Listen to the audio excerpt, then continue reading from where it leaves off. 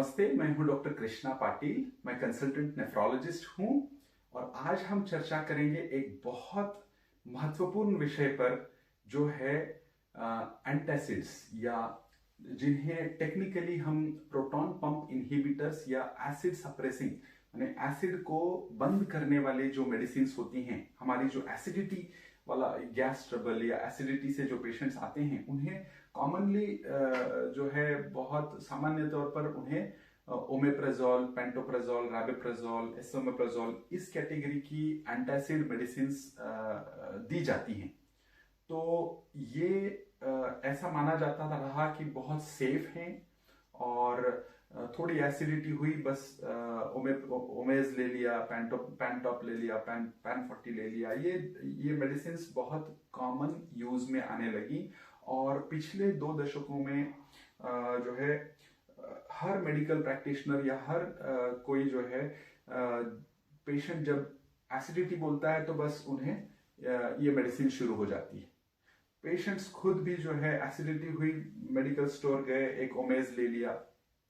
इस तरह से ये ओवर द काउंटर माने आसानी से उपलब्ध दवाइयों में से एक है जो बहुत ही उसका जो है दुरुपयोग किया गया।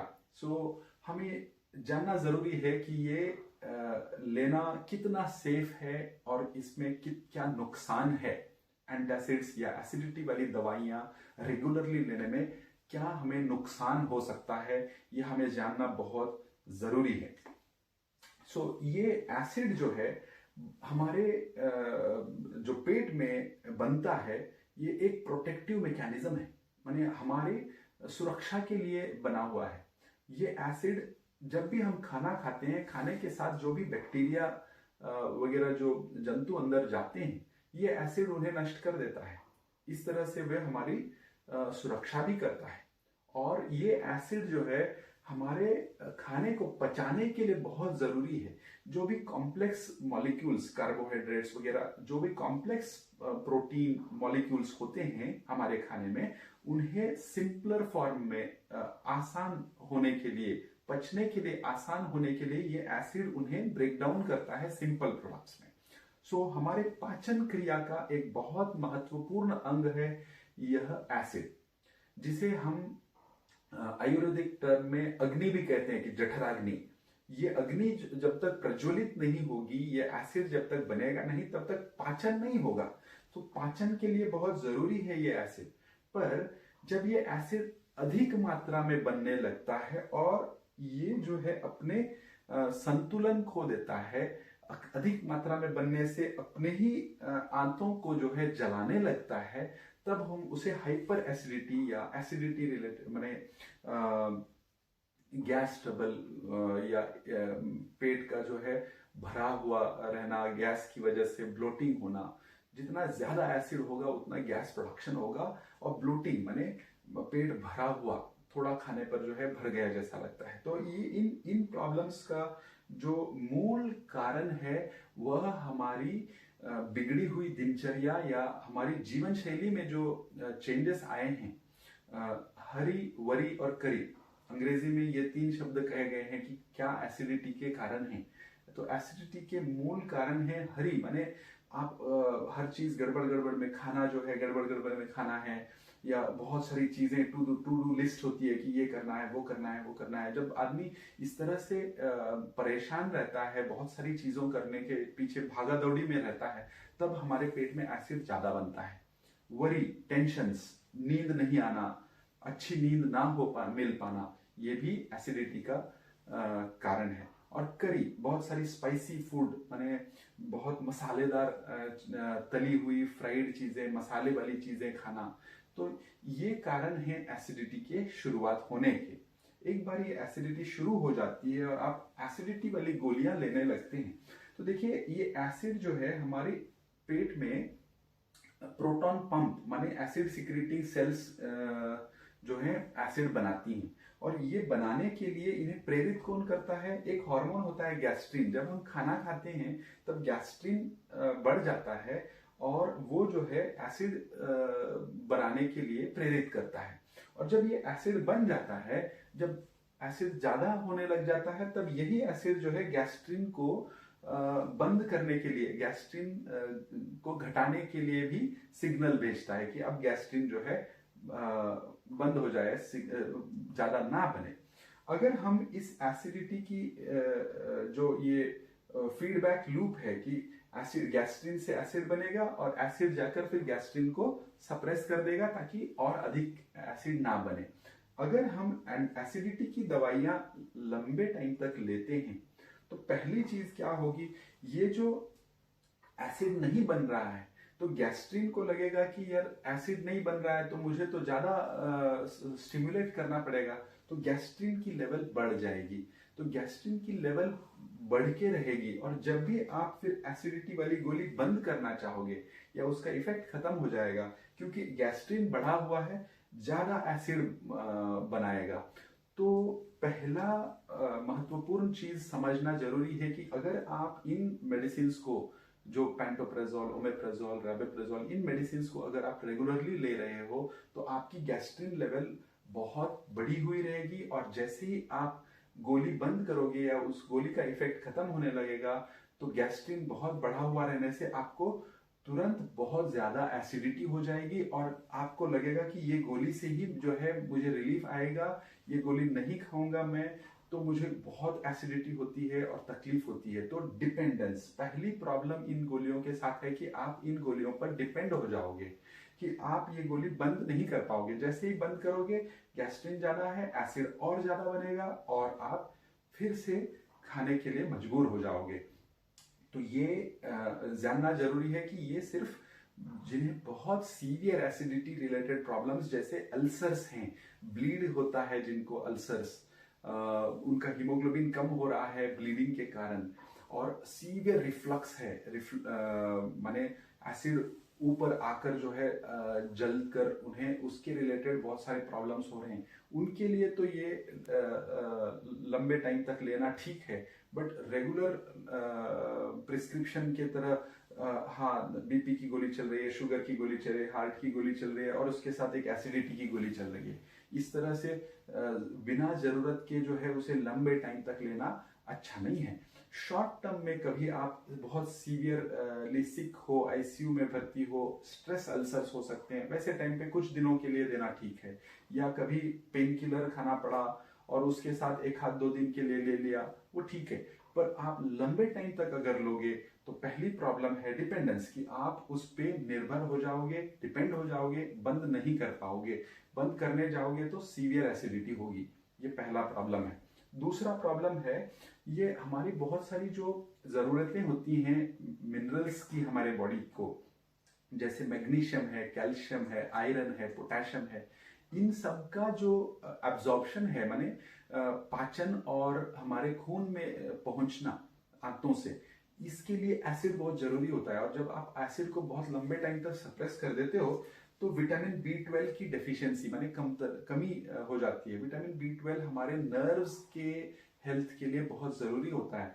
तो न्यूरोपैथी या नर्व रिलेटेड पेन्स, तलुओं में जलन होना, सुनपना होना, या नर्व रिलेटेड पेन, शायाटिका जैसा पेन, या गर्दन से हाथों में पेन जाना, इस तरह के नर्व रिलेटेड पेन्स हो सकते हैं। कमजोरी होती है। खून बनने के लिए भी आयरन जितना जरूरी है, B12 भी उतना ही जरूरी विटामिन है। और खून की कमी होना या मेमोरी का कम होना, ये चीजें विटामिन B12 की डेफिशिएंसी के कारण हो सकती हैं। और जो लॉन्ग टर्म एसिड की सप्रेसिंग ड्रग्स ले रहे हैं उन्हें ये जरूरी है कि समझना कि उनमें ये डेफिशिएंसी तो नहीं हो रही, ये देखना जरूरी है। दूसरी बहुत इंपॉर्टेंट मिनरल है मैग्नीशियम। सो मैग्नीशियम डेफिशिएंसी या मैग्नीशियम की कमी को बहुत ही नजरअंदाज किया जाता है, पर ये जो एसिडिटी की गोली लेते हैं उनमें ये बहुत कॉमनली होता है, खास करके लंबे टाइम तक लेने पर, महीनों तक लेने पर। तो मैग्नीशियम की कमी से जो है कुछ साधारण से सिम्टम्स आते हैं और कुछ गंभीर समस्याएं भी हो सकती हैं। सो साधारण समस्याओं में जो है हाथों में ट्रेमर्स आना, माने कपकपी रहना, या क्रैम्प्स, थोड़ा कुछ काम करने पर थकान हो जाना, मसल्स में जो है एक किस्म की खिंचावट रहना, या माइग्रेन वाले हेडेक्स होना। मैग्नीशियम की कमी से जो है हार्ट की रिदम, माने जो लोग हार्ट पेशेंट्स हैं उनमें हार्ट की रिदम की एबनॉर्मेलिटी होकर सडन डेथ होने की रिस्क होती है, मैग्नीशियम बहुत ज़्यादा कम हो जाता है तो। और मैग्नीशियम ज़रूरी है, एक बहुत इंपॉर्टेंट हमारा हार्मोन होता है, उसे कहते हैं पैराथायरॉयड हार्मोन। उसके बनने के लिए भी मैग्नीशियम ज़रूरी है, उसके काम करने के लिए भी मैग्नीशियम ज़रूरी है, और वो बोन के से संबंधित है। तो फ्रैक्चर की रिस्क बढ़ सकती है मैग्नीशियम की डेफिशिएंसी से। और ये एसिड जो है हमारे आंतों में कैल्शियम के एब्जॉर्प्शन के लिए भी जरूरी होता है। तो कैल्शियम की भी कमी होकर फ्रैक्चर की रिस्क बढ़ सकती है, खास करके जिन्हें कैल्शियम की कमी के लिए सप्लीमेंट्स दिए जा रहे हैं, जैसे कैल्शियम कार्बोनेट जो सप्लीमेंट होता है, कॉमनली जो कैल्शियम मेडिसिन दी जाती है, उसके साथ अब अगर आप एंटासिड ले रहे हो तो वो कैल्शियम अच्छे से एब्जॉर्ब नहीं होगा, आपके खून में अच्छे से पहुंच नहीं पाएगा। तो ऐसे लोगों को अगर एसिडिटी की गोली लेनी है तो हम कैल्शियम सिट्रेट प्रिस्क्राइब करते हैं, जिसे एसिड की जरूरत नहीं होती एब्जॉर्प्शन के लिए। और मैग्नीशियम की कमी से और एक इंपॉर्टेंट चीज है कि इंसुलिन रेजिस्टेंस, माने जो डायबिटीज का मूल कारण है कि आपका इंसुलिन अच्छे से काम नहीं कर पाता। तो इंसुलिन का काम है शुगर को, जो है ग्लूकोज को सेल के अंदर पहुंचाना, और वो इंसुलिन अगर अच्छा काम नहीं करेगा तो ग्लूकोज को सेल के अंदर नहीं ढुका पाएगा, तो ब्लड में ग्लूकोज बढ़ेगी। तो डायबिटीज की टेंडेंसी बढ़ जाती है मैग्नीशियम की डेफिशिएंसी से। और हमारे ब्लड वेसल्स की हेल्थ के लिए भी मैग्नीशियम बहुत जरूरी है, और उसकी कमी की वजह से ब्लड प्रेशर बढ़कर रह सकता है।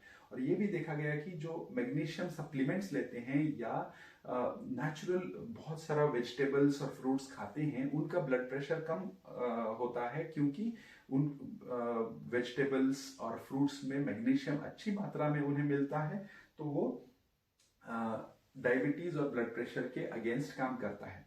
पर जब आप लंबे टाइम तक एसिडिटी की गोली ले रहे हो, मैग्नीशियम की कमी की वजह से आपकी डायबिटीज या ब्लड प्रेशर की टेंडेंसी बढ़ जाएगी। तो ये बहुत जरूरी है कि जो लोग लंबे टाइम तक एसिडिटी की गोलियां ले रहे हैं, एटलीस्ट 6 महीने में एक बार उन्होंने मैग्नीशियम की लेवल चेक करनी चाहिए, और डेफिशिएंसी हो रही है तो आपको सप्लीमेंट लेने पड़ सकते हैं। चौथी चीज है किडनी डिसीज।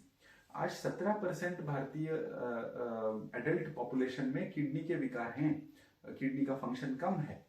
सो ये भी देखा जा रहा है कि इसका कोई लिंक है क्या। ये देखा जा रहा है कि जो लोग लंबे टाइम तक एसिडिटी की गोलियां लेते हैं उनमें किडनी के प्रॉब्लम्स उसमें का किस तरह से वो होता है ये अभी भी पूरा क्लियर नहीं है। पर जिन्हें जो लंबे टाइम तक एसिडिटी की गोलियां ले रहे हैं उनमें किडनी प्रॉब्लम्स की रिस्क ज्यादा होती है। तो ये भी ध्यान रखना जरूरी है। आयरन एब्जॉर्प्शन, जो नॉन हीम आयरन यानी जो वेजिटेरियन फूड में जो आयरन होता है उसका एब्जॉर्प्शन के लिए भी एसिड की बहुत जरूरत होती है। और अगर आप लंबे टाइम तक एसिड को सप्रेस रखोगे तो आयरन की कमी होने के कारण हीमोग्लोबिन का कम होना, मसल्स फटीग, या आप जल्दी थकान महसूस करना, ये चीजें हो सकती हैं। तो ये सब साइड इफेक्ट्स जो हैं, आप जिसे सेफ मेडिसिन समझकर एसिडिटी के लिए लंबे टाइम तक खाए जा रहे हो, उसके संबंध में ये सब प्रॉब्लम्स हो सकती हैं। तो और इन्हें किसने खाना चाहिए? जिनको एसिडिटी के कारण सीवियर रिफ्लक्स या अल्सर्स होकर ब्लीडिंग की रिस्क है, या टाइम बिंग जो लोग बहुत सिक हैं, आईसीयू में हैं, बहुत सारे मेडिसिन पर हैं, स्ट्रेस अल्सर्स के कारण जिन्हें ब्लीडिंग हो सकती है, उनके लिए ये जरूरी है, उन्हें लेना जरूरी है। पर बाकी लोगों को मामूली एसिडिटी के लिए ये ड्रग्स के अलावा दूसरे जो सिंपल मेडिसिन होते हैं, जैसे सुक्रालफेट है, जो लोकल एसिड सप्रेस ना करते हुए एसिड की वजह से जो डैमेज अंदर की आंतों को होता है उस पर कोटिंग कर देता है। तो इस तरह की सिंपल दवाइयों से काम चलाना ठीक रहता है, ना कि ये लंबे टाइम तक लेना। और अगर आपको लंबे टाइम तक लेना ही पड़ने वाला है तो आपको 6 महीने में एक बार अपनी vitamin B12 level, haemoglobin level, magnesium level check करनी चाहिए। और अगर इसमें कमी हो रही है तो आपको ये गोलियों को बंद करने की कोशिश करनी चाहिए, या इनके सप्लीमेंट्स लेने पड़ेंगे। जो भी कमतरता या डेफिशिएंसी हो रही है उनका सप्लीमेंट्स लेना पड़ेगा। और कैसे इन्हें बंद करें? अगर आप बंद करना चाहो सडनली आप अगर बंद कर दोगे लंबे टाइम लेने के बाद तो आपको बहुत ज़्यादा एसिडिटी हो सकती है। तो कैसे बंद करना है? आपको इसे धीरे धीरे से बंद करना होगा। कैसे बंद करेंगे? आप इसका डोज 50% कर दीजिए। हर हफ्ते आप 50-50% इसका डोज कम करते जाइए। माने अगर आप 40 mg का ओमेप्रेजोल ले रहे हो तो एक हफ्ते बाद आप उसे 20 mg की कर दो। फिर एक हफ्ते बाद उसे एक दिन छोड़कर लीजिए। फिर एक हफ्ते बाद उसे आप हफ्ते में 2 दिन लेकर फिर हफ्ते में एक, या जब जरूरत ज्यादा पड़े तब। और जब आपको तकलीफ उतनी नहीं है तब आप मामूली तकलीफ के लिए रेनिटिडीन या सुक्राल्फेट इस तरह की मामूली वाली एसिडिटी की गोलियां लेकर मैनेज कर लीजिए। इस तरह से आपको धीरे धीरे धीरे धीरे जो है इसको कम करके बंद करना होगा। सो आज के वीडियो का हमारा जो मूल ये है कि ये एसिडिटी की जो प्रोटॉन पंप इनहिबिटर्स या पेंटोप्रेजोल, रैबिप्रेजोल, ओमेप्रेजोल, ये गोलियां आज के जीवन में बहुत कॉमन प्रिस्क्रिप्शन हो गई हैं। ये सेफ नहीं हैं, इनके काफ़ी सारे नुकसान भी हैं। तो लंबे टाइम तक आप इनका इस्तेमाल ना करें। अगर करना पड़ रहा है तो आप अपने मेडिकल प्रैक्टिशनर के सुपरविजन में इन लेवल्स को मॉनिटर करके इनकी सप्लीमेंट्स अगर ज़रूरत पड़ती है तो लें और इसे बंद करने की कोशिश करें। आशा करता हूं कि आज का वीडियो